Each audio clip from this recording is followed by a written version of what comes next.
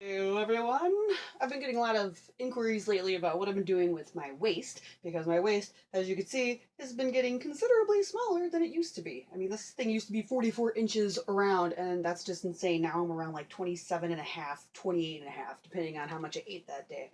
So, this is what I've been doing to get everything to kind of shrink down and tighten up in the middle.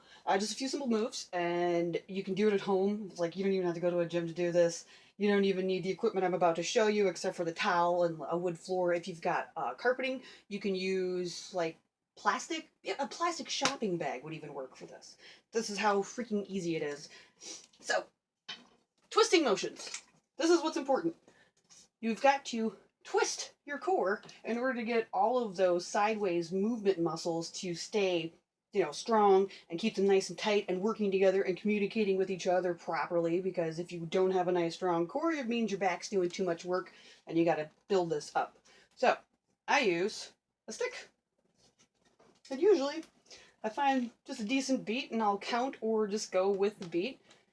Dropping into my hips a little bit, bending down, bending the knees, put the hips down a little like you're about to sit in a seat, and then just twist. Back and forth. You want to try to get your elbows as far to the middle as you possibly can.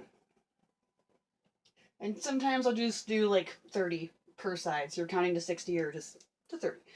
Then, to hit your obliques, reaching over, keeping your feet about shoulder width apart, and making sure you're not reaching too far and stressing out the base of your spine. I've got a slip disc back there, so I've got to be really careful and mindful when I'm moving so that I don't move too fast, because that sucker slipped out of place and it's pretty damn terrifying, actually. Then, dropping into your hips a little bit more and doing twists, where you're pushing your hips over and over. Like, think about doing a figure 8.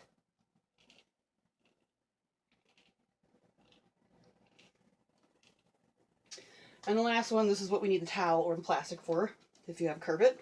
Wood floors, tile floors, use a towel. This one, I like to just really find some decent music that's got a really good beat. Techno, something like that. And that was kind of creepy. And then just kind of twist. So put your feet again about shoulder width height, shoulder width apart. And then you're going to twist like you're doing the twist. And then I like to get into the beat, so if I'm doing something real peppy like techno, I'll pop into it. And if it's going for like 3-4 minutes, great. And what I like to do, so I don't get too stressed out on my legs, is move up and twist upwards, or so your body's a bit higher, your core's a bit higher, and then drop down into them and twist really low. And you really want to push your knees as far over to each side as you possibly can get. Just those. That's mostly what I've been doing. A little bit of core work on the floor, a little bit of yoga, a little bit of Pilates, but mostly just twisting movements. And you can add weights to the top part if you want to, but you don't really have to. So, good luck. Get you some abs. I got me some.